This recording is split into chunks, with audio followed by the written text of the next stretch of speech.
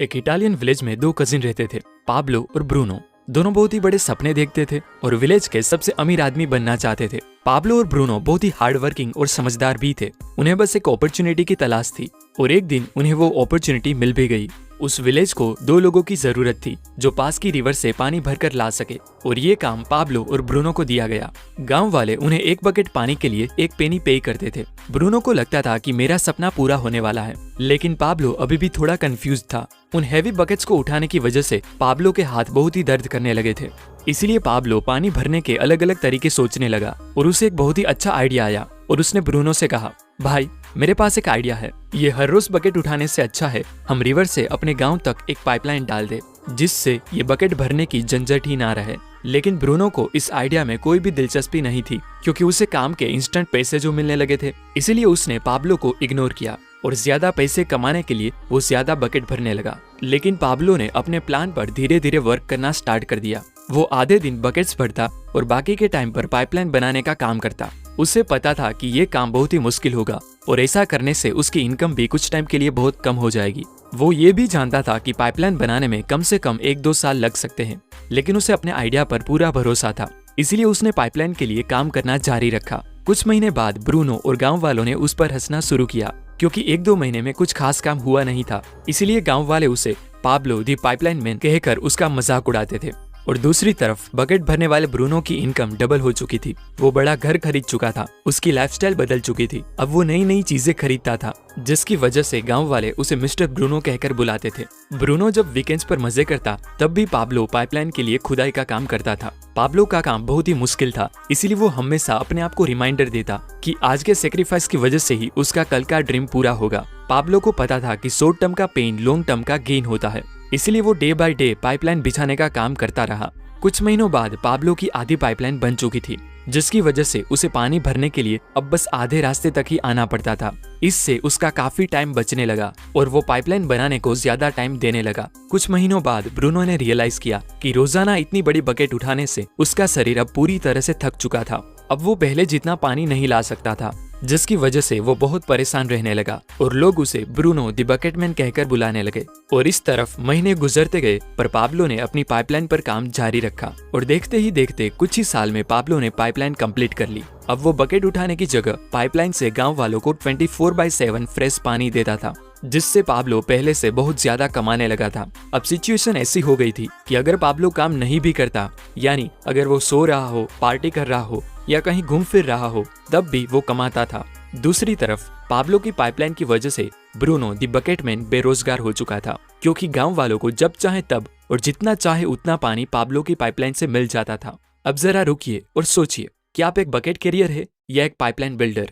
कि आपको पैसे कमाने के लिए ब्रूनो द बकेटमैन की तरह हर दिन काम पर जाना पड़ता है, या आप पाब्लो द पाइपलाइन मैन की तरह कुछ टाइम के लिए बहुत मेहनत से काम करना पसंद करोगे, जिससे जब आप सो रहे हो तब भी आपको पैसे मिलते रहे। इस बकेट कैरिंग वर्ल्ड में हमें यही सिखाया जाता है कि अगर आपको ज्यादा पैसे कमाने हैं तो आपको ज्यादा मेहनत करनी पड़ेगी, ज्यादा बकेट्स उठानी पड़ेगी, अपने टाइम को ज्यादा से ज्यादा ट्रेड करना होगा, जो सच नहीं है। ऑथर कहते हैं कि अगर आपको रिच दिखना है तो आपकी जितनी भी इनकम हो उसे खर्च कर दो और आप रिच इंसान दिखोगे। लेकिन अगर आप वेल्दी होकर फाइनेंशियल फ्रीडम पाना चाहते हो तो अपने पैसों को सेव करना स्टार्ट कर दो, क्योंकि वेल्थ वो पैसा होता है जो कभी स्पेंड नहीं किया जाता। आप किसी भी इंसान को देखकर ये नहीं बता सकते कि वो वेल्दी है या नहीं, क्योंकि वेल्थ हिडन होती है। हेल्थ और वेल्थ दुनिया की दो ऐसी चीज है जिसमें आपकी दिलचस्पी हो या ना हो, वो आपकी लाइफ को इम्पैक्ट करते ही है। हेल्थ की बात करें तो आज मॉडर्न साइंस ने बहुत तरक्की की है। हमारे पास कई बीमारियों का इलाज है। साइंटिफिक स्टडीज से पता चलने लगा है कि ह्यूमन बॉडी वर्क कैसे करती है, ह्यूमन बॉडी के लिए क्या सही है क्या गलत। हेल्थ प्रॉब्लम्स के लिए हमारे पास डॉक्टर्स है, लेकिन वेल्थ प्रॉब्लम को लेकर किसकी एडवाइस लेनी चाहिए वो हमें नहीं पता। लोग ये भी नहीं जानते कि पैसा काम कैसे करता है। लोग आज भी इन्वेस्टिंग से डरते हैं और आज भी फाइनेंशियल लिटरेसी ना होने की वजह से लोग कर्जे में फंसते जाते हैं। आज के टाइम में नॉर्थ अमेरिकन बाकी सभी कंट्रीज के कंपैरिजन में सबसे ज्यादा काम करते हैं, इवन जापानीज लोगों से भी ज्यादा, लेकिन फिर भी उनका consumer debt all time high है। वहाँ ज्यादा पैसे कमाने के लिए लोग 2-2, 3-3 एक्स्ट्रा जॉब करते हैं। बट ऐसा क्यों? जब एक बकेटमैन बनना इतना ही खराब है, तब भी क्यों ज्यादातर लोग इसी लाइफस्टाइल को फॉलो करते हैं? वेल, उसका आंसर हमारी अपब्रिंगिंग में है, क्योंकि सोसाइटी, टीचर या पूरा एजुकेशन सिस्टम हमें सिर्फ यही सिखाता है कि आपको एक ब्रूनो द बकेटमैन कैसे बनना है, एक सिक्योर जॉब कैसे लगानी है, लेकिन कोई भी आपको पाब्लो दी पाइपलाइन मैन की तरह सोचना नहीं सिखाता। आप सोच रहे होगे जिनकी हाई पेइंग जॉब होती है वो तो बाकियों से खुश रहते होगे, बट ऑथर कहते हैं कि ये सिक्योर और ड्रीम जॉब सिर्फ एक इल्यूजन है। आपकी सैलरी चाहे कितनी भी ज्यादा क्यों ना हो, जब तक आपको पैसे कमाने के लिए अपना टाइम सेल करना पड़ेगा तब तक आप इस बकेट कैरिंग वर्ल्ड में ही फंसे रहोगे। डेरिल स्ट्रॉबेरी एक बहुत ही सक्सेसफुल बेसबॉल प्लेयर थे जो सिर्फ बेसबॉल खेलकर हर साल $5 मिलियन तक कमाते थे, और अलग अलग ब्रांड डील्स और पर्सनल ब्रांड से जनरेट होने वाली इनकम मिलाकर उन्होंने अपने 40th बर्थडे से पहले ही $100 मिलियन अर्न कर लिए थे। अब आप सोचेंगे कि इतने पैसे मिलने के बाद तो उन्हें कभी कोई फाइनेंशियल प्रॉब्लम नहीं आई होगी, लेकिन ऐसा नहीं था। स्ट्रॉबेरी को बेसबॉल से सस्पेंड करने के बाद उनके पास कोई इनकम सोर्स नहीं था, और कुछ टाइम बाद पता चला कि उनके पास अपनी वाइफ और 3 बच्चों को सपोर्ट करने तक की भी कोई सेविंग नहीं है। तो अब सवाल यह आता है कि उनके $100 मिलियन का हुआ क्या? उन्होंने वो खर्च कर दिए। महंगे घर, स्पोर्ट कार्स, लग्जरियस लाइफ और ड्रग्स अल्कोहल से उनकी सारी वेल्थ खत्म हो गई। वहीं दूसरी तरफ एक छोटे से टाउन में मार्गरेट और डोनेल नाम की एक स्कूल टीचर रहती थी जो पिछले 50 साल से एक ही स्कूल में पढ़ा रही थी, जहां उनकी सैलरी बस कुछ $100 ही थी। लेकिन जब 100 साल की एज पे उनकी डेथ हुई तो पता चला कि उनकी नेटवर्थ ऑलमोस्ट $2 मिलियन थी। अब आप सोच रहे होंगे ऐसा कैसे पॉसिबल हो सकता है? इतनी लो इनकम वाली एक औरत कैसे एक मिलियनर बन सकती है? आइडिया बहुत ही सिंपल है।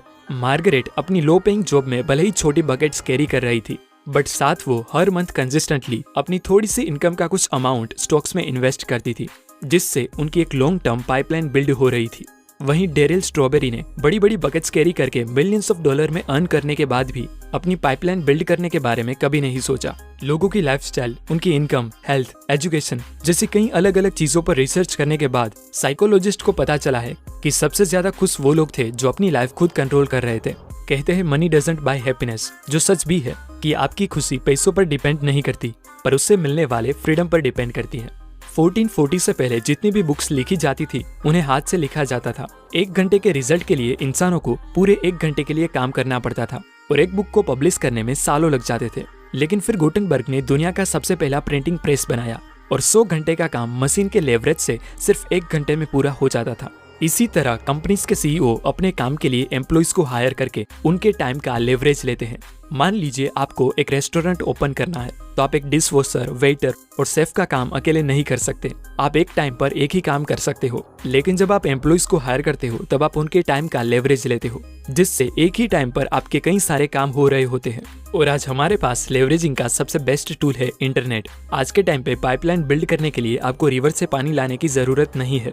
आप घर बैठे बैठे जब चाहे तब काम करके इंटरनेट की हेल्प से अपनी पाइपलाइन बिल्ड कर सकते हो। यहाँ आप कंटेंट क्रिएट करके करोड़ों लोगों तक अपनी बात पहुँचा सकते हो।